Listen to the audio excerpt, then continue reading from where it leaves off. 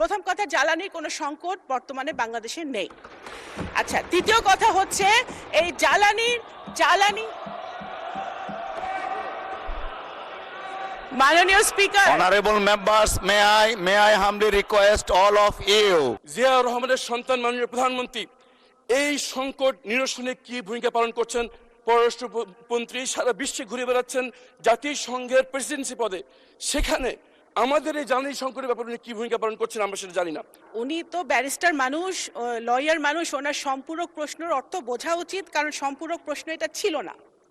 মধ্যপ্রাচ্যের সাথে সম্পর্কর স্থপতি হচ্ছে শহীদ প্রেসিডেন্ট জিয়াউর রহমান।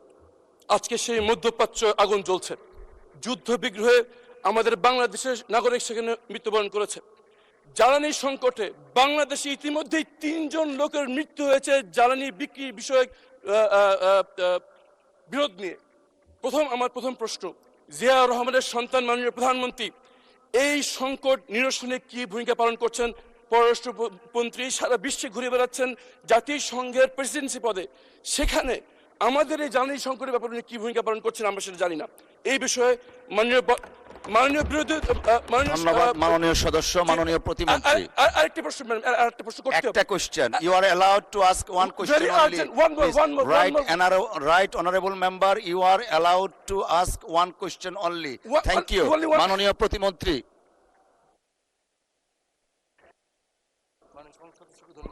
মাননীয় স্পিকার, আমাদের মাননীয় সংসদ সদস্যকে ধন্যবাদ জানাই। উনি বহু নির্যাতনের পরে উনি সংসদ সদস্য হয়েছেন, ওনাকে আমি সাধুবাদ জানাই। এবং উনি যে এখানে বসেছেন সেজন্য আমি ওনাকে কংগ্রেচুলেট করি। কিন্তু উনি তো ব্যারিস্টার মানুষ, লয়ার মানুষ, ওনার সম্পূরক প্রশ্নের অর্থ বোঝা উচিত, কারণ সম্পূরক প্রশ্ন এটা ছিল না। আপনার একটা প্রশ্নের উত্তর আমি দিতে পারি, যেটা আমার মন্ত্রণালয়কে রেলেভেন্ট, সেটা হচ্ছে যে জ্বালানির জন্যে, প্রথম কথা, জ্বালানির কোনো সংকট বর্তমানে বাংলাদেশে নেই। আচ্ছা, দ্বিতীয় কথা হচ্ছে এই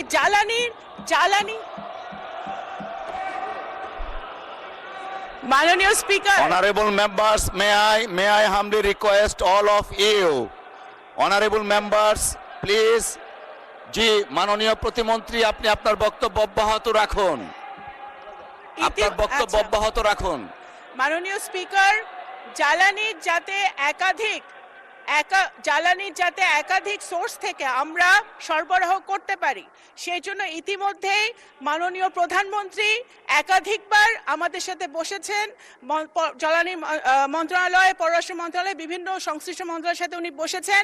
আমরা মধ্যপ্রাচ্য ছাড়াও যে সকল সোর্স থেকে আমরা জ্বালানি আনতে পারি সে ব্যাপারে আমরা নিরলস কাজ করে যাচ্ছি এবং ইনশাল্লাহ আমরা সেটাতে সফল হব।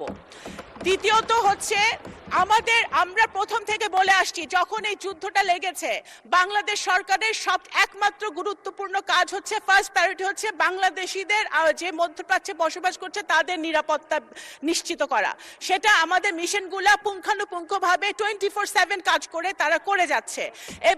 এবং আমাদের যারা 5 জন মৃত্যুবরণ করেছে মাননীয় স্পিকার, দুর্ভাগ্যবশত 5টি ভাইকে আমরা হারিয়েছি, তাদের 2 জনকে মৃতদেহকে আমরা সফলভাবে বাংলাদেশে আনতে আমরা পারতে পেরেছি। কারণ এখন সিচুয়েশনটা বুঝতে হবে, বাংলাদেশে ওই মধ্যপ্রাচ্যে অনেক কমপ্লিকেটেড সিচুয়েশন বিরাজ করছে। কখন কোথায় যুদ্ধ লাগে আমাদের বাংলাদেশিরা তখন নিজেরা বুঝতে পারে না। সুতরাং এর মধ্যে আমরা কিন্তু আনতে পেরেছি এবং 186 জন বাংলাদেশিকে নিরাপদে ইরান থেকে, তেহরান থেকে IOM এর সহযোগিতায় আমরা বাংলাদেশে ফেরত এনেছি একটি চার্টার্ড বিমান ফ্লাইটের মধ্য দিয়ে।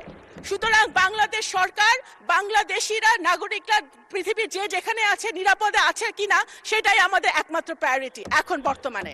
ধন্যবাদ মাননীয় স্পিকার।